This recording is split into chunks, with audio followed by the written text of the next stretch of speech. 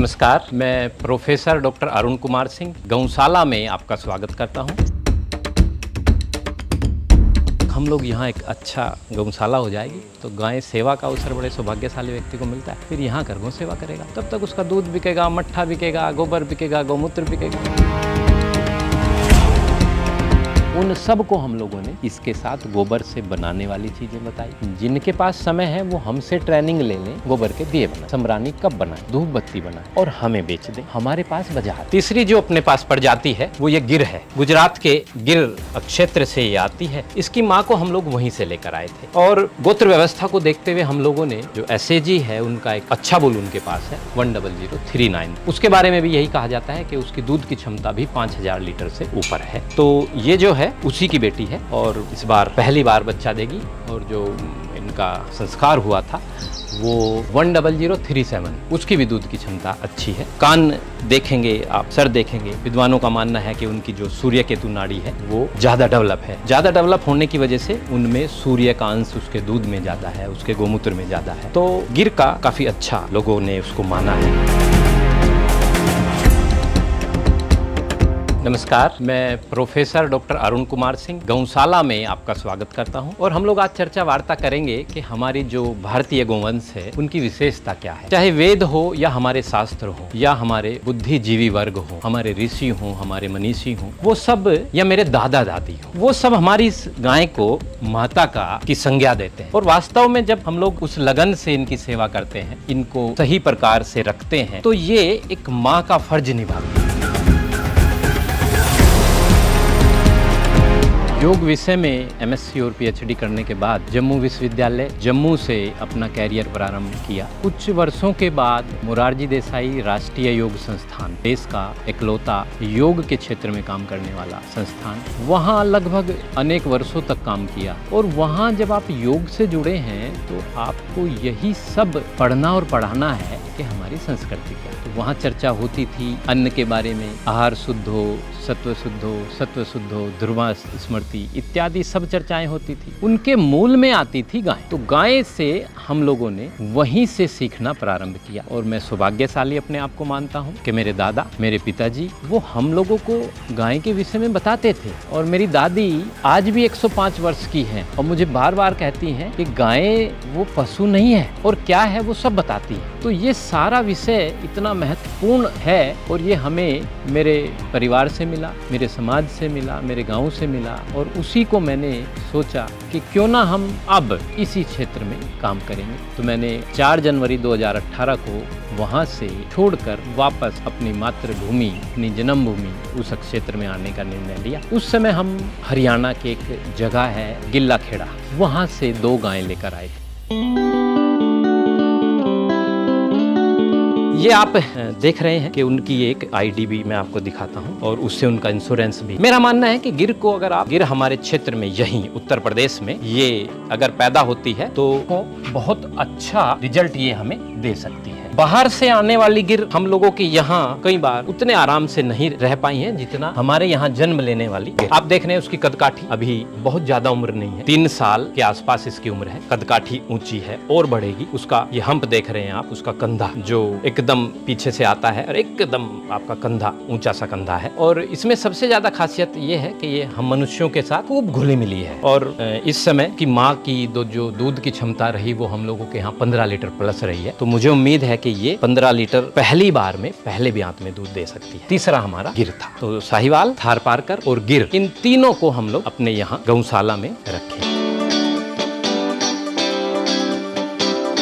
इसी तरह हम लोगों को पता चला कि एक थारपारकर गाय है, तो थारपारकर से हम लोगों ने अपना काम शुरू किया। फिर गिर के बारे में चर्चा आई तो हमने एक गिर से भी अपना काम प्रारंभ। तो आज लगभग 19 गायें माताएं अपने यहाँ गौशाला में विचरण करती हैं। तो जो गाय का गोबर है उसके 1 ग्राम गोबर में करोड़ों से ज्यादा बैक्टीरिया की बात हमारे वैज्ञानिक करते हैं। और वो वैज्ञानिक करते हैं जिन्होंने जीवन लगाया है। फिर गोमूत्र का जिक्र आता है तो वो 5000 से ज़्यादा जो पोषक तत्व हैं उनकी बात उसमें करते हैं। तो ये चीज़ें जब हम लोगों को पता चली तो हमने सबसे पहले जो रासायनिक उर्वरक थे, जो पेस्टिसाइड, इंसेक्टिसाइड और फर्टिलाइजर थे, उनसे दूरी बनानी शुरू की, क्योंकि हमारे पास अब गोबर आ गया था, हमारे पास अब गोमूत्र। हम लोगों ने जैवोमृत और घन जैवोमृत, आप सब जानते हैं कि किस तरह से बड़ा सा 200 लीटर का ड्रम लेते हैं, उसमें जावण के रूप में मिट्टी डाली जाती है और फिर गोबर और गोमूत्र डालकर उसमें उनके खाने के लिए प्रोटीन के रूप में किसी भी दलहन का आटा डाल दिया जाता है और गुड़ डाला जाता है। तो उसमें जीवाणु को एक माहौल मिल जाता है मल्टीप्लाई करने का, फलने फूलने का, और वो 5 से 7 दिन में उनकी संख्या असंख्य हो जाती है। तो वो हम लोग अपने खेतों में प्रयोग करते हैं।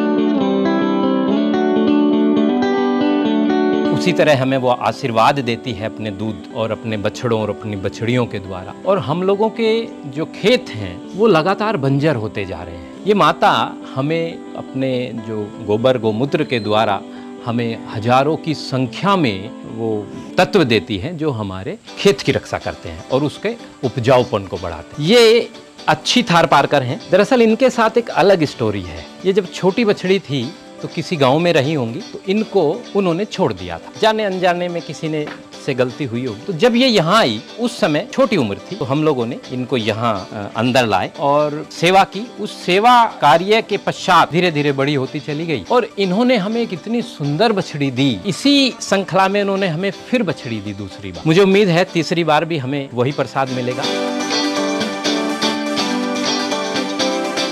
लगभग 14 लीटर दूध है और थारपारकर आने वाले भविष्य की गाय कही जा सकती है। थारपारकर के विषय में कहा जाता है कि ये थार के जो रेगिस्तानी क्षेत्र है वहाँ की गाय है, वहाँ गर्मी का क्षेत्र है वो, और गर्मी को सहन करने की एक बहुत अच्छी क्षमता है। आप देखेंगे अपनी गौशाला में यहाँ तमाम जगह रेत पड़ा हुआ है और इस रेत में दिन भर ये यहाँ बैठकर जुगाली करती हैं। मैं आता हूँ यहाँ कभी कभी 1 बजे तो 2 बजे और उस समय ये लोग यहाँ बैठे रहते हैं और मैं जब हाथ लगाता हूँ तो यहाँ बहुत गर्म होता है। इस समय ये रेत बहुत गर्म हो जाती है 1 बजे के आसपास। तो मुझे ऐसा पूर्व के वर्षों से ऐसा लगता है कि जो गर्मी को और सर्दी को, क्योंकि वही सर्दी में भी रहता है, जो मौसम को सहने की अपार क्षमता है वो हमारी थारपारकर में। मैंने इससे पहले एक शब्द कहा वो कि आने वाले भविष्य की गाय है, ये आप देख रहे हैं। और यहाँ जो अच्छी खूबी है इस गाय में जो है, ये गाय थारपारकर जो नस्ल है उसमें सबसे अच्छा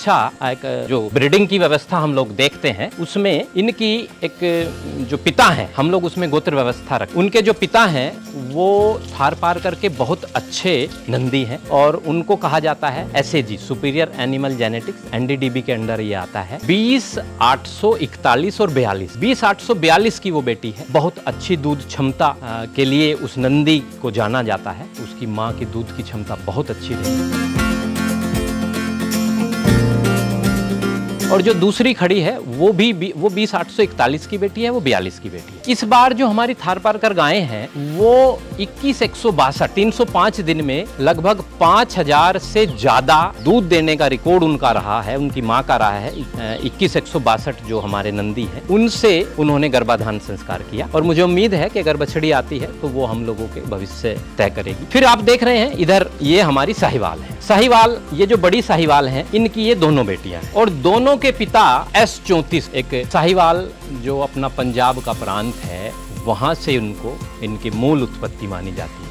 मेरे जगा भाट या मेरे दादा वो हम लोगों की भी मूल उत्पत्ति का जिक्र करते थे। उसी तरह हमारी इस माँ की मूल उत्पत्ति कहाँ से हुई है, किस क्षेत्र की है, कहाँ से आई है, वो सब इनका हम लोगों ने जैसे हमारे जगा भाट ने बना है तो हम इनके जगा भाट अपने आप को मानते हैं, तो हम लोगों ने भी किया है। आप देख सकते हैं यहाँ जो दूसरी गाय माता है वो बहुत अच्छी है, दूध देने की क्षमता उसकी बहुत अच्छी हो सकती है। मुझे उम्मीद है कि इनसे ज्यादा हो सकती है, लेकिन उसमें सींग निकला है। ये जो सींग है ये कहीं ना कहीं उनके जो प्योरिटी है उस पर प्रसन्न चिन्ह खड़ा करता है। आप इधर देख रहे हैं ये अभी एक बार नहीं बच्चा दिया है और ये गाय माता जो है ये इस बार तीसरी बार के लिए गर्भाधान इनका संस्कार पूर्ण हो चुका है और ये 2 बार भी आई हैं। 2 बार इन्होंने बहुत अच्छी बछड़ी हमें दी है। S34 की ये बेटी है। दूध क्षमता भी अच्छा इनका है, 10 लीटर प्लस इन्होंने पहली बार में दूध दिया। आप देख रहे हैं कि ये सींग बहुत ज्यादा नहीं है, सींग छोटे हैं और इतने ही रहेंगे, तमाम उम्र उतने ही रहेंगे। उनके सींग थोड़े से ज्यादा हैं इसलिए वो थोड़ी शुद्धता में कमी आई है। ये पूरी तरह शुद्ध साहिवाल है, पंजाब के एक प्रांत से आती है और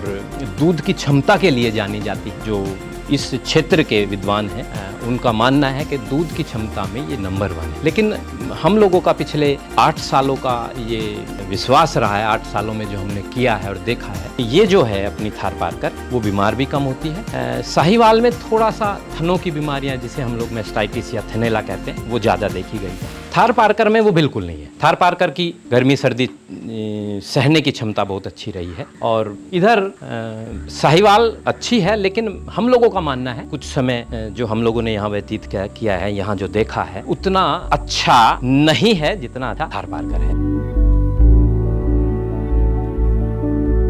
तो वो धनंजय प्राण के बाहर निकलने के कारण होता है और वो जो है हम लोगों ने जाना था, हम लोगों ने सीखा था। तो वो जो चेंजेज शरीर में आ रहे हैं इस गोबर की वजह से जो हानिकारक बैक्टीरिया है वो कम होते हैं। वो जो बॉडी गलने का, बॉडी सड़ने का और वातावरण में हानिकारक चीज़ें जब जाती हैं वो गोबर की वजह से कम हो जाती है। फिर हम लोग उपलों में जलाते हैं। आज गाय नहीं पालन कम हो रहा है तो इसलिए उपले ख़त्म हो गए हैं, लकड़ी ज़्यादा संख्या में, मेरे पेड़ कटते हैं। तो गो कास्ट एक बहुत अच्छा विषय है हमारे पेड़ों को बचाने का, हमारी संस्कृति को बचाने का और इस वातावरण को बचाने का। तो गो कास्ट का प्रयोग होने की वजह से हमारा जो अंतिम जो संस्कार है उसकी चीज़ें समझ में आती है। हम लोग यहाँ पढ़ाते हैं अपने उन ट्रेनीज को ये सारी चीज़ें कि आप ये चीज़ें ज़रूर सीखिए कि गोकास्ट हमें कितना फ़ायदा करता है। तो आज रेडिएशन का समय है, आज उस मोबाइल में हम लोगों ने छोटी सी चिप बनाई है।